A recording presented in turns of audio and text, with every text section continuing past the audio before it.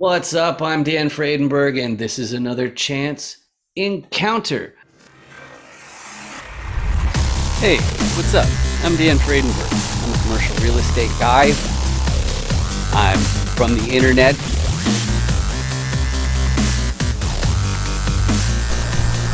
We're seeing more properties like this being built in front of a house that's going to be torn down soon. I understand that there are power lines that are getting kind of close. What's up again? This is Dan Fredenberg, and that there is a commercial real estate building.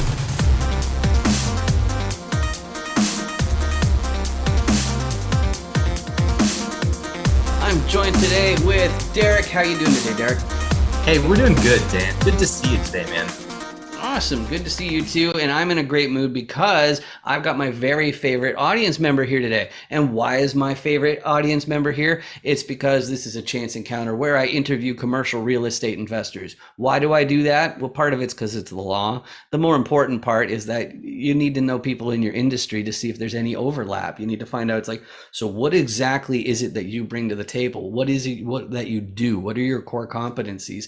And then we can figure out if there's any opportunities for us. But before we get too excited on that kind of stuff, Derek, can you please introduce yourself to the audience?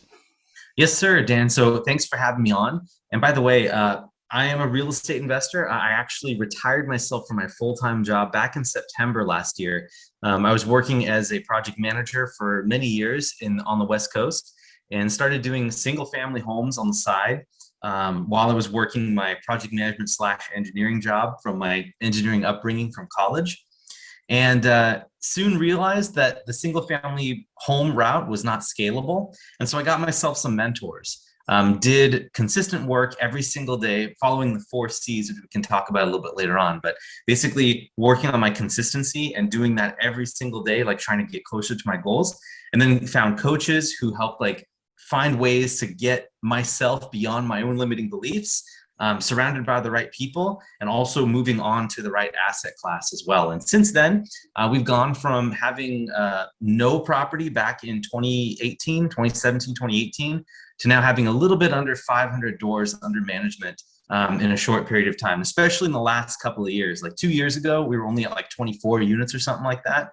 And then we've definitely expanded because of syndications and JVs and just getting to know lots and lots of people. So in a nutshell, that's where I've been, Dan. Beautiful, beautiful. That brings me to my first question, which is it's a fill in the blank question. This is a new one, just because I wanted to get that risk part here. So there are many popular investment asset classes, but I think blank is too risky. So what's something that people they often invest in, but you just think it's too risky compared to what you're Hmm. actually doing? I know there's a cliche answer here, and there's one that is blaringly obvious, which is the stock market right now. Mhm. Um, can I say a corporate job, Dan? Can I fill the blank with a corporate job? I love that answer. Yeah, investing because you're Because investing your time, right? you're investing your time and you're also investing like hopes. Like you're hoping that you're going to get raises. You're hoping that you're going to be able to have that ladder to like climb up, right? But some people, I just feel like it's too risky to depend on an employer, man. Like to depend on one employer for your career. So that's my answer for that. Yeah, I love that. After all, like inflation can just like completely ruin your entire savings. It's just like, oh, well, it used to be worth a ton, but now it's not. And speaking of Yeah. which, that gets us to our motivations here. I found there's 5 different distinct motivations that commercial investors have. The first one, it really applies, which is preserving your purchasing power. What's that all about? There are some people, they're already established, they're making cash flow, they're making their ends meet from the cash flow of the assets that they own. And so why are they buying another commercial real estate building property? It's because they're afraid that inflation is going to ruin the party. You need to increase that cash flow. You don't want to be selling your assets. That's what some people are up to. That's not really me. My priority, which I believe it has a lot more to why you did the switch, which is trading time directly for wealth instead of trading your time for salary or wages, because you have to pay more in tax from salary and wages than from any other source. So that's what I'm up to personally. It makes way more sense to me. But most people, they end up becoming attracted to commercial real estate because they want to take more control of their time. Maybe they want to retire earlier. I like to say that at least this open leaves the door open for retirement, whereas a lot of other vehicles, they like that's just not even in the cards, even though you think it might be.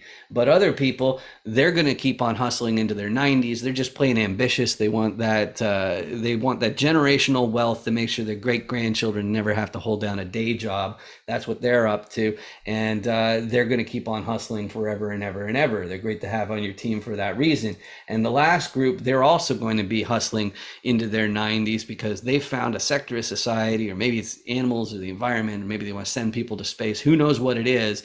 I like to say they want to save the world, but they've realized that you need that financial backing if you're going to make a really big impact on society. So of those five, Derek, what combination of those really describes you best as far as motivations go? Yeah, I want to say that for me, freedom has been a really big, like an important factor for me. And when I don't know if you guys know this, but over the last year, my wife and I, we sold our house back in May in 2021. And we now live out of 6 pieces of luggage and a car. And as a matter of fact, we're in Dublin, Ireland right now, and we're in month 2 of 4 months in a European trip altogether.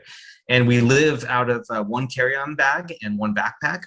And we've been doing our business from abroad, and it's been a blast. So we talk about having the 3 degrees of freedom to enable a life that you can be the person who you want to be and add value. Because when people do what they really want to do, not because of money, that's when the world wins.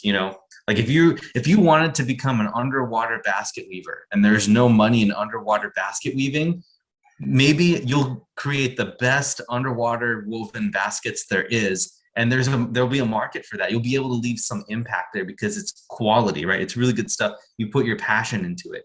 And so we're helping to like bring people's passions to life by taking care of the money aspect, right?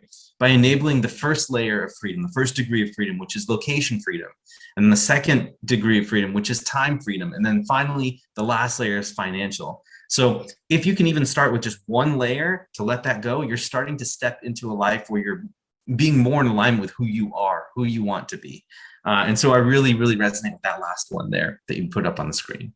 That's fantastic. I love that answer. So let's get on to the commercial real estate specific part, which is the dandoesdeals.com commercial roll die. You can go to dandoesdeals.com and get your own copy. You can print it out. It's free. I don't even ask for your email address, which from a marketing perspective is the dumbest idea ever. But why do I do that? I really want you to print it out. I want you to get used to communicating effectively on the topic of commercial real estate, because frankly, I think it's the only chance we all have. We have to learn how to talk about this stuff, or you're never going to really be effective at it at all. So I go through the 6 different rules so that you know how my guest fits into the whole deal. So let's start by talking about repositioners.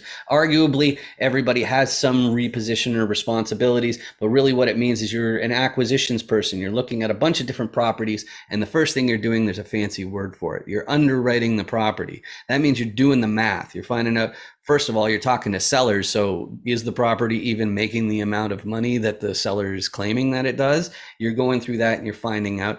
And why are you repositioning it? Why are you looking for ways to change the business? It's to find upside. Okay. So that's what they're up to. There are 3 main tools in the repositioner's tool belt to find upside. The first one, which is simplest to understand, is more advantageous lending. If there's a better deal than on the lending, then you've got upside automatically. But generally, the first place they look is in the operations. You try to make it more efficient. You try and stop those Benjamins from going down the toilet. But there's more to operations than what's intuitively obvious, because there's more than just unclogging toilets and mowing lawns, shoveling snow if you have it where you are, any sort of repairs, maintenance, collecting trash. There's more than just that, because one of my fortes that I tend to offer GP teams is the marketing side, which is to keep the vacancy rate really, really low. but there's also some automation that I throw in as well. But one of the things about operations, efficient operations, and cost cutting, real estate's been so hot over the last couple of years that this isn't likely going to really cut it. So they end up getting a contractor team, and the point of that is to make the place nicer so you can charge more in rent. There's your upside. But if the repositioner has my problem, and it sounds like it's your problem as well, Derek, which is being from the internet, you're going to need boots on the ground. You're going to need the local who can be there in an hour or two and get you all buttoned up, make sure nobody's cutting any corners. But if the repositioner turns around to the financier and say, hey, I got this awesome multifamily property, this awesome commercial property, it's worth tens of millions of dollars. So if you just lend me, say, tens of millions of dollars, then I can pick it up. What do you say, financier who just deals with paper and money? And the financier will say, well, there's one thing you skipped. Who's your KP? And sometimes in coaching programs, they kind of gloss over that one. And what that's all about is if you want to be eligible for a loan on these commercial properties, you're going to need somebody in the fold who already owns a similar asset. So even if you're Jeff Bezos or Elon Musk, if you want to buy a 350 unit apartment complex and you want to get a loan, somebody's going to need to already have that similar asset. You're also going to need a certain amount of liquidity, and you're also going to need a balance sheet among the partners of at least the amount of the loan. But if you have all those pieces, you've got yourself a commercial real estate deal. So Derek, where do you find your core competencies that you're most likely to contribute to your next deal? Yeah, as an asset manager and someone who runs and operates properties myself, I find a little bit of all of that inside of me, except for a few things. Obviously, since we're remote, can't be local, right? But that's why we have boots on the ground partners for that. Being a sponsor at KP, I'm getting there, but not quite at the net worth required to be able to help give banks comfort that I have a net worth that eclipses the loan amount and have the experience to be able to do that. So I would say it's more, and even on the contractor side, it's not really me. I would say it's more operator, repositioner, someone who looks at the NOI, puts deals together, does the underwriting, and makes sure that what we're getting into makes sense, makes financial dollars and cents, right, for us and for the investors.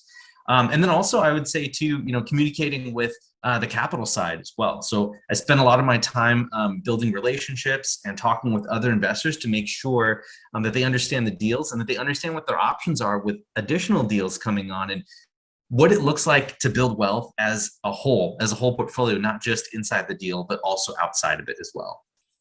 Beautiful, beautiful. So my next question then would have to be about the buy box or the ideal property. And when commercial investors are talking to each other about this, they're asking about three things. First one, geography, the state, the county, the neighborhood. It all matters. So where are your ideal properties? Second one, we need to know the size of the deal. And in multifamily, retail, the mobile home park, self-storage, you're talking unit count, whereas with industrial or warehousing, it's square footage. But the third thing is class, okay? With class, they use the same word for two different things. One is the condition of the building. Is it old and beat up, or is it brand new and immaculate? And then the other meaning of class is, what about the area the property's in? Is it a great crime rate and great schools, or is it the other side? And both of those versions of the word class, they're rated just like in grade school with like C minus, B plus, and so on like that. So Derek, what's easier for you to say yes to if somebody brings it to you?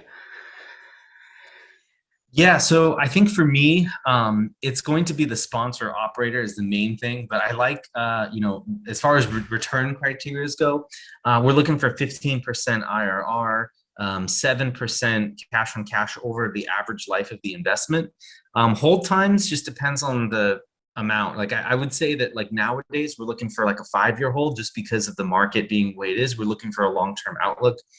And I like markets that are in the Midwest that have some component of affordability. I have a feeling that those properties there are just really undervalued. And it's a great place to park some capital.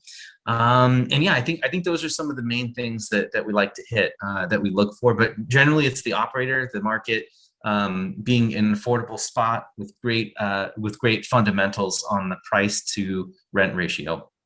All right, great. So my next question then has to do with who you can help disproportionately. Me personally, because of my tech background, my marketing background, all that kind of fun stuff, I'm better suited to help out sponsors and KPs because they've already got some sort of foundation. So I can really be that fuel on the fire as opposed to just another grunt. So that's who I'm always looking to connect with.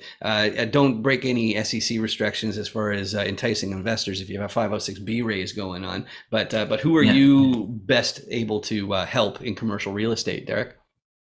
Yeah, I would say local partners is probably the biggest one because I know how to put the things like all the pieces of the deal together. I can bring the capital, I can do the underwriting, do the numbers, but I can't be in that local market.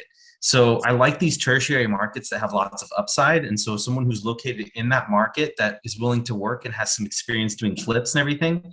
It's a great way to plug right into our system, and then just start working together to make it happen locally. All right, beautiful. And I see on your background, you got the elevateequity.org. You've got your email address, Derek at elevateequity.org, and your phone number there. We ended up meeting through meetups, and I'm always on Yep. LinkedIn. So are those the best way to reach you, or is like what's the best way? It is. It is. Yeah, you can do that. And then if you guys want to find out like the pillars, the 5 pillars that my wife and I followed to escape our W-2, the blueprint, go to elevateequity.org/podcast gift, and you'll get a free ebook that basically outlines how we did it. And that will direct you eventually to have a call with me or find out more about what we have to offer. But that's about it, Dan. I appreciate you having me on. Awesome. It's been absolutely fantastic. And the only thing left is for you, actually, which is you need to notice that under my right hand, there's this ugly red subscribe button, and you don't want that on your screen. How do you get rid of that awful button? You just click on it, and it turns gray, and it doesn't cost you anything. And better yet, it also means that YouTube will pay for these videos instead of me. That sounds cool, right? All it means is my videos might show up in your list of suggestions, but you don't have to worry about that too much. I appreciate you watching. I appreciate you spending the time. Just like you, Derek, this has been fantastic getting to know you better. It's been a really great show. Absolutely. Thank you for having me on, Dan. It was awesome. Awesome. Thanks, man. Hey, I'm Dan Friedenberg, and my hat says real estate is a scam because I wrote this book. I wrote this book too. This is a different thing, but I wrote this book called Real Estate is a Scam. And the whole point, well, why don't I just read it here? It says more on paper millionaires became that way by focusing their ambitions on real estate than any other strategies. I don't like that sentence so much. And people want and people want to work with whoever can pay the most, so you're competing with the most ambitious and well-funded people in society. So you might be finished before you started and decide real estate is a scam. Or worse, you may have paid 5 figures to a real estate coach for information you could have been paid to learn. Okay, that's right. The real estate players are legally obligated to explain what they're doing with the building you partially own, if you own part of a building, and you will get your return of capital, your quarterly distributions, and possibly some depreciation to help lower your taxes. That's marketing speak partly, because the thing is like, is it possible to not get all of your capital returned? Yes, it is. It's absolutely possible. Okay. Like the biggest way that you can really lose money on real estate is if it actually costs you to own something, and that cost is beyond what you'd actually be able to get back. I've also heard it on the coast of Florida, where they're in flooding zones. You could actually have to pay just because you own the property. But anyway, I mentioned here that what they're doing is if you actually partially own a building, then you're going to get your return of capital, you're going to get your distributions, and you might even get some depreciation to lower your taxes. And that's a promise that REITs can't deliver, because REITs actually have their own conflict of interest that nobody will talk about. But there's no money in coaching people if you can't get them to invest in your own deals, and there won't be any of your own deals if you're coaching all the time. So coaches tell you how to become real estate coaches or perform illegal activities that even real estate attorneys don't know because it's securities law. I don't like this blurb. I'm being too terse. I was in a hurry, but what can you do? But anyway, I know that if I was told how to do real estate and built it all just to lose it all, I'd think real estate is a scam. But is it? You tell me. Anyway, so yeah, that's what the thing here says, and you can get it on paperback and Kindle. As far as the other book, the Attention to Detail Handbook, figure it out. Yeah, it's about attention to detail. It's also known as meticulousness, but really, it's just people who just find themselves not being able to pay much any attention, or they keep on missing important things. They want to get closer to perfection, which computers demand. Okay, you have no choice when it comes to programming. If it's not perfect, it won't work. So that's why I ended up writing that book, because otherwise it's a kind of arrogant topic or title to write about anyway. Anyway, thanks for checking this out. That's the book. That's one way that I'll end up making money for all of this stuff, because YouTube doesn't pay like much anything. Anyway, thanks guys. See ya. Bye.